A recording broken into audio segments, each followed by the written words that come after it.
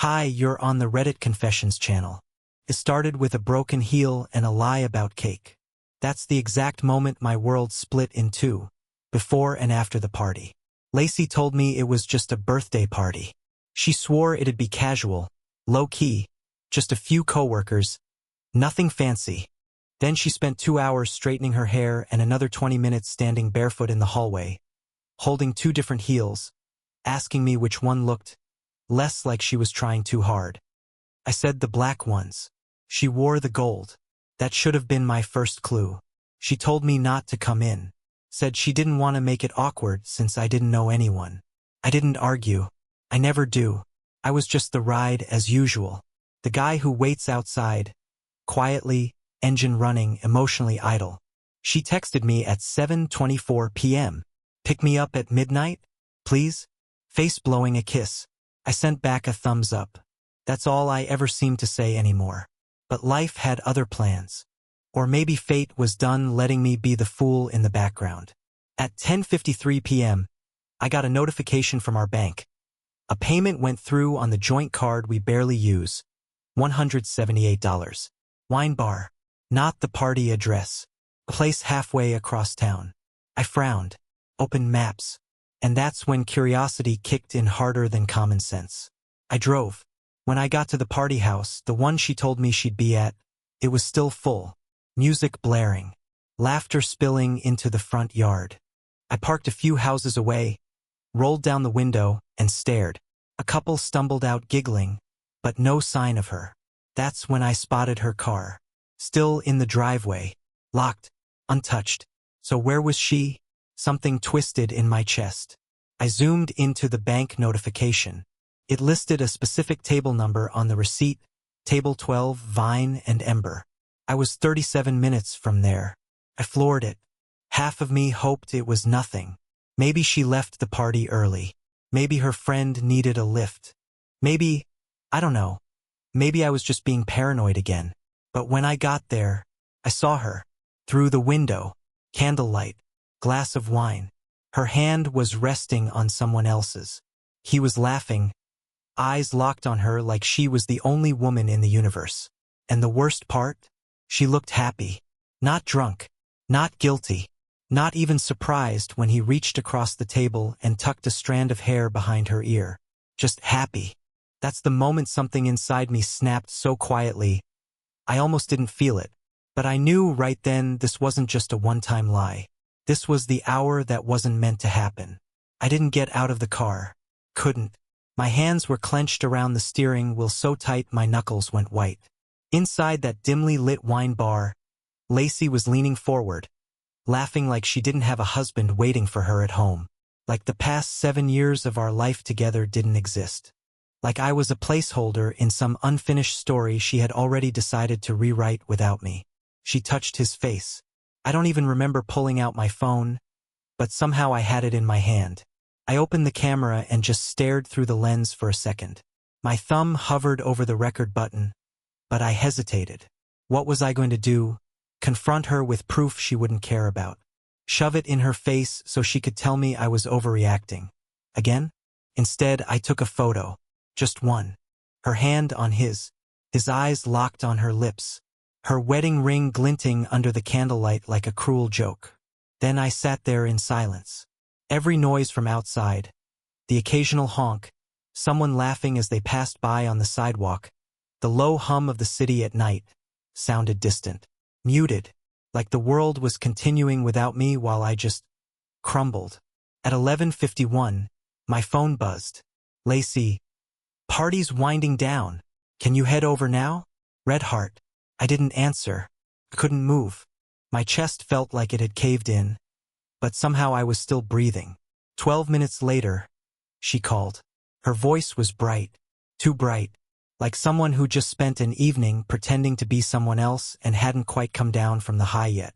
Hey, babe. You on your way? She chirped. Cleared my throat. Yeah. I lied. Just pulling up. I drove straight to the party house. Parked where she could see me. Played my part. She came out seconds later, heels in hand, lipstick slightly smudged, eyes glowing in a way I hadn't seen in years. She slid into the passenger seat and sighed dramatically, like she'd just survived some wild adventure. "Oh my God," she said. "That was insane. You would have hated it." So loud. I nodded. That's all I did. Nod like a spineless idiot. She didn't notice. Or she didn't care. She pulled down the visor and checked her makeup. Then, like it was nothing, she turned to me and smiled. "Thanks for picking me up, babe. You're the best." That was the moment I realized she was never coming back to me. Not emotionally. Not mentally. She'd left a long time ago. I was just the one who hadn't figured it out yet. But I had a plan now. And it started with pretending like I still believed her. The ride home was quiet, but not the kind of quiet that feels peaceful. It was the type that buzzes beneath your skin, where every red light feels like a test. Every word spoken might shatter something. Lacey hummed along to a song on the radio, completely at ease. She kicked off her heels and tossed them in the back seat like they were evidence she no longer needed. I watched her from the corner of my eye, the way she casually scrolled through her phone, smiling now and then like she was reliving a perfect night. I had 1,000 things I wanted to say, questions burning my tongue. Who was he? How long? Why now? But I just gripped the steering wheel and drove. I knew if I asked anything, she'd either lie or turn it around on me. Like she always did. That's what Lacey was good at. Twisting things just enough to make me feel crazy for noticing. And I was tired of being the crazy one. When we got home, she walked ahead of me, swaying slightly like she was still tipsy on wine and attention. She dropped her purse on the kitchen counter, opened the fridge and pulled out a soda. "You want anything?" she asked, already halfway out of the room. I shook my head, even though she wasn't looking. I went upstairs alone, sat at the edge of the bed. The room smelled faintly of her perfume. The kind she only wore when she wanted to impress someone. And not me, not in years. I stared at the photo on my phone again, zooming in on their hands. She looked like a teenager in love. Or at least infatuated.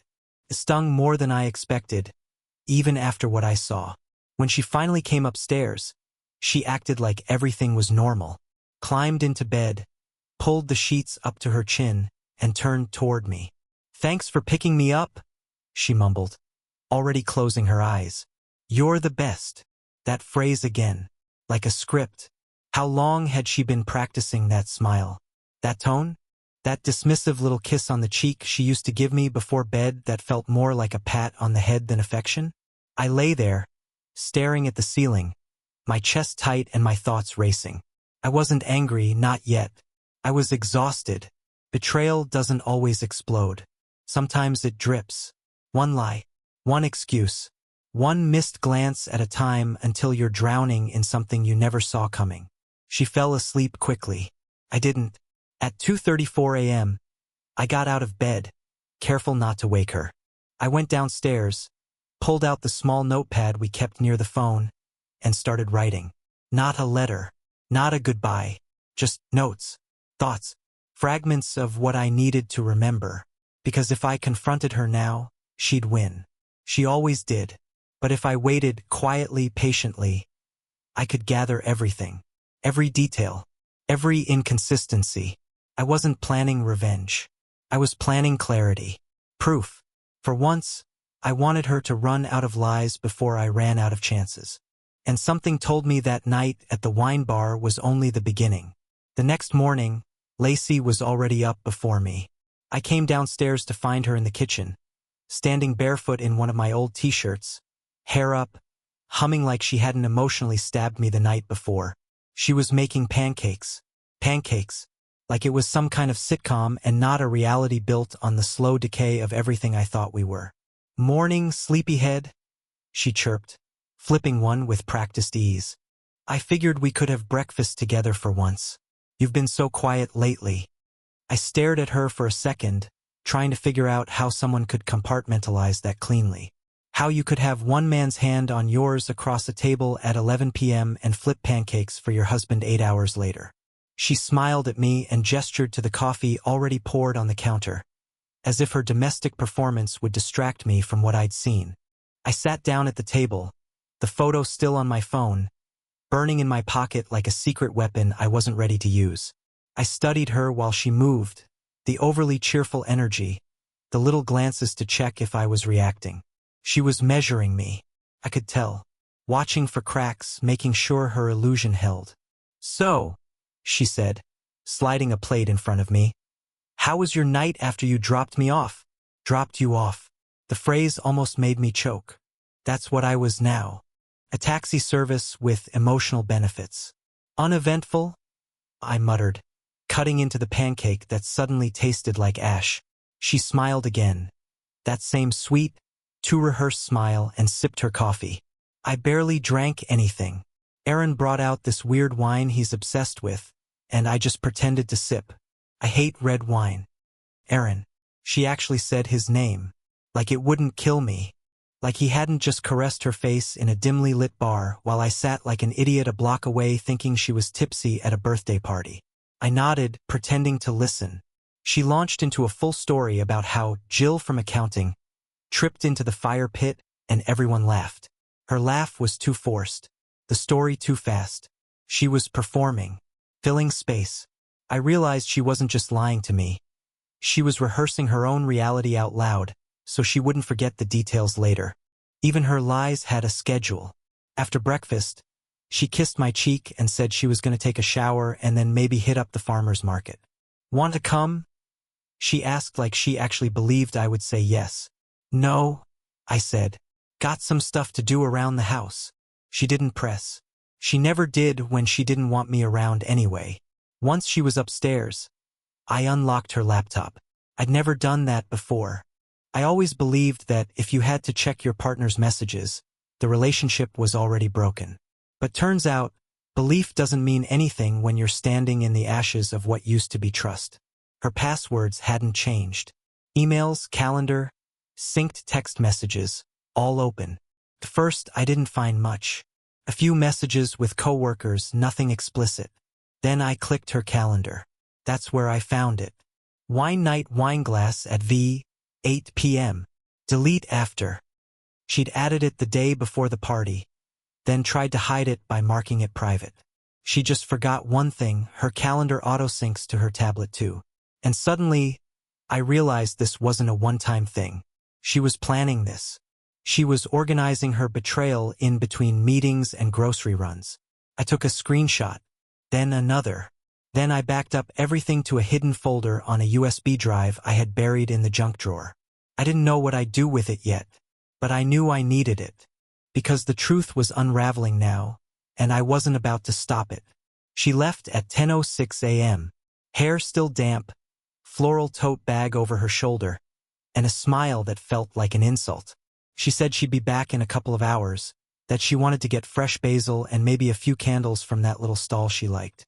I nodded from the porch, coffee in hand, heart burning. She kissed my cheek again. Soft, routine, like it was muscle memory, not affection. I watched her car pull away, then went back inside and locked the door. Not to keep her out, to keep myself in. To stop myself from driving straight to wherever she was going and creating a scene I'd regret. But I didn't need to follow her, not yet. I needed more. Proof that didn't come with loopholes. Something undeniable. I grabbed her iPad from the nightstand. I'd already learned the calendar synced across devices, but I hadn't touched the messages yet. She wasn't dumb. She deleted things regularly. But most people forget one thing: apps that cache old notifications. I opened one of those third-party keyboard apps she used for her work emails. Buried in its autocomplete logs were names, fragments of messages, and a few too many heart emojis. And there it was. A message fragment. "You smell like sin." Typed on her device. Logged. Not sent from me. Another. Table 12 again? Winking face. My stomach flipped.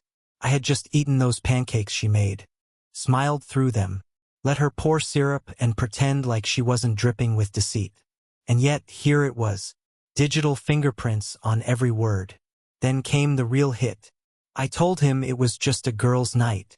Pick me up on the corner. That was time-stamped 2 weeks ago. The same night she came home late and said, Marissa's boyfriend was being clingy. The night I stayed up worrying because she hadn't texted for 3 hours. I copied everything. Screenshots, notes. I even exported the keyboard logs. Felt insane. Like I had officially become a character in some suburban noir, where the clueless husband quietly gathers the pieces of his own destruction, while the villain smiles sweetly across the breakfast table. But I wasn't clueless anymore. When she returned at 12:37 p.m., I was back on the porch. Same chair. Same cold coffee. Same fake smile she'd been feeding me for months. She walked up with 2 small paper bags. Basil. Candles. A peach she said looked too perfect not to buy.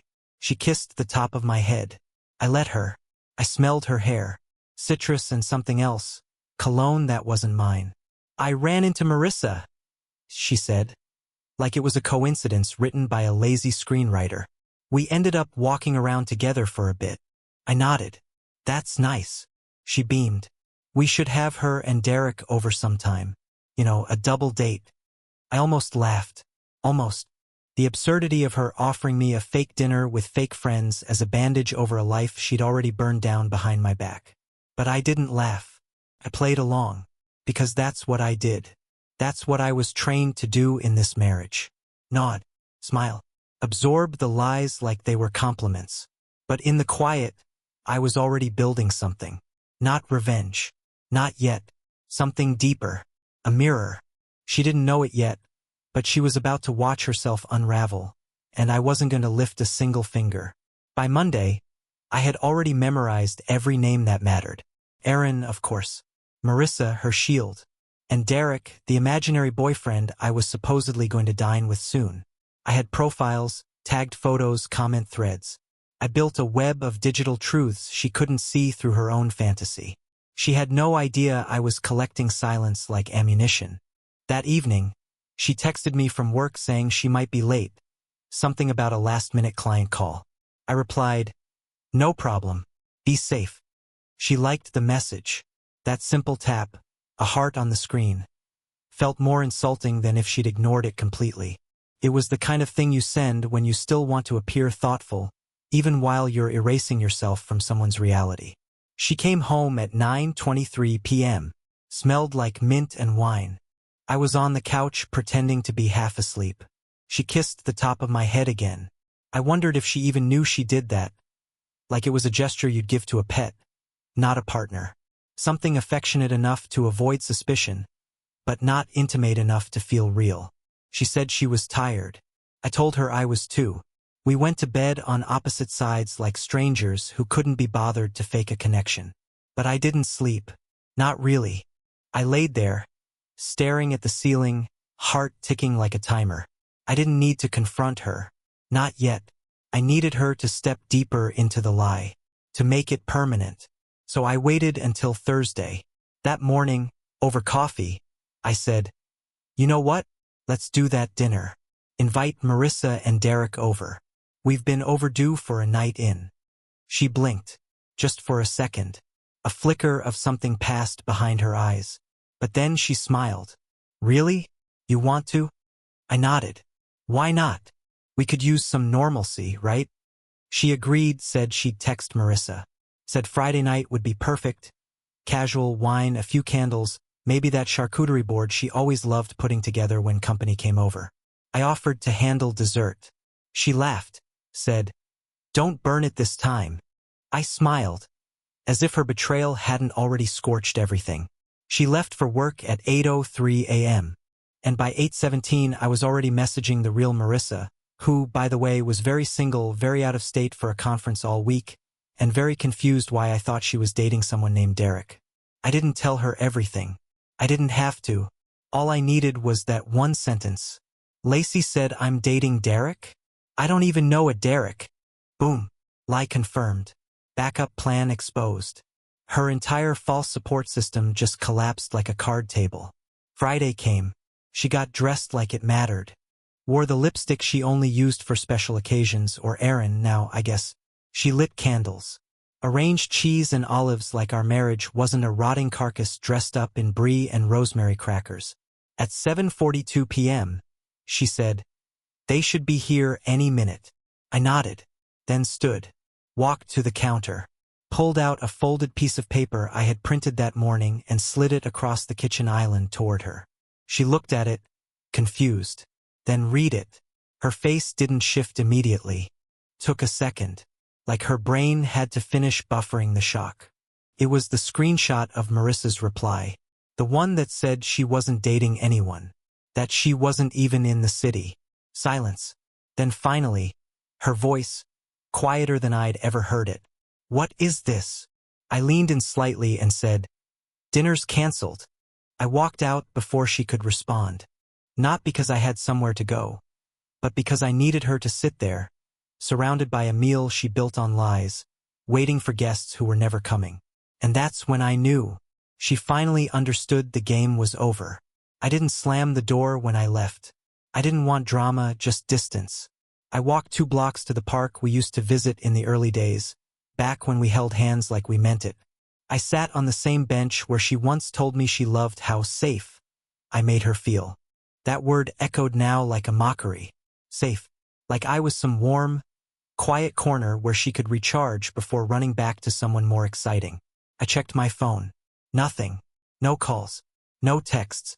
She wasn't chasing me. That somehow hurt more than if she had screamed or begged or blamed. It confirmed what I already feared. This wasn't a sudden mistake. It was a slow, calculated fade, and I had let it happen. 15 minutes passed. Then 20. And just when I was about to give up hoping she'd follow, I saw her walking toward me. Alone. No coat. Just arms folded against the cold, and that look. That look people wear when they've been caught and don't know how to be sorry yet. She sat beside me, silent for a while. Her perfume was different tonight. Stronger. Sweeter. Like she'd sprayed too much in a rush to cover something else. Her hands trembled slightly in her lap. "I didn't think you'd actually go through with it," she finally said. I turned to her slowly. Go through with what? Asking questions? Pulling one thread in a sweater made entirely of lies? She flinched. Not visibly, but I felt it. "I didn't sleep with him," she said quietly. I laughed. Not loudly but bitterly. "You really think that's the line I care about now? The physical part?" She opened her mouth to respond, then closed it. Looked at the ground. She started but didn't finish, and that's when I realized. She didn't come to explain. She came to see if I'd forgive her without hearing the rest. She wanted to skip to the part where we cry, hug, promise to rebuild. But I couldn't hand her that. Not anymore. I needed the truth. Not apologies crafted for damage control. So I asked the only question that mattered. "How long?" Her eyes widened. "Colby, please." I didn't blink. "I'm not asking for drama. I'm asking for math. Weeks? Months? Years?" She swallowed hard. 6 months, she whispered. 6 months. Half a year. The number hit me like ice water. Not because it was longer than I feared, but because it made too much sense. The missed dinners. The locked phone. The mysterious team-building events. Every puzzle piece slid perfectly into place. "I was going to end it," she said. "I swear. I didn't know how to tell you." That part? That almost made me laugh again. She didn't know how to tell me? She knew how to lie to me. How to build fake dinners and wear guilt-proof smiles and create entire people who didn't exist just to keep the illusion going. But honesty, that was too hard. "I needed to feel something again," she continued, eyes glassy now. "You've been so distant. You never." I cut her off. Don't make this about what I didn't do." She went quiet, and I let the silence sit there. Let her feel what it's like to stand in the mess she made without someone sweeping it up for her. After a few minutes, she asked, "So what happens now?" That was the part one hadn't decided yet. I didn't want revenge. I didn't want a dramatic exit or some cruel gotcha moment. I wanted clarity, resolution, and peace, whatever that looked like. So I said, "You're going to pack a bag tonight. Stay at your sister's. I need space to think. And you need space to stop lying." She didn't argue. For once, she didn't try to charm her way out. She just nodded. And we both knew in that moment something permanent had shifted. She packed quietly that night. No tears, no final plea. No begging at the door. Just the soft zip of her suitcase and the occasional sniffle from the bedroom. I stayed downstairs. I didn't want to see her fold another lie into a weekend bag. I didn't want another fake smile or hollow goodbye. I needed silence, not out of spite, but out of survival. When she left, she didn't even shut the door all the way. It clicked closed behind her like a soft, reluctant apology. And for the first time in months, I exhaled without holding something back. It didn't feel like a victory. It felt like air returning to lungs that forgot how to breathe. The house was too quiet, sure, but it wasn't empty. It was full of something I hadn't felt in a long time, clarity. Not joy, not quite yet, but peace maybe, a gentle stillness where chaos used to be. And that was enough for now. In the weeks that followed, she tried to reach out a few times. Messages that danced around guilt, that asked if we could talk, if we could heal, if we could start over. But I never responded. Not because I hated her, but because I finally loved myself enough to stop chasing people who only showed up when they feared being alone.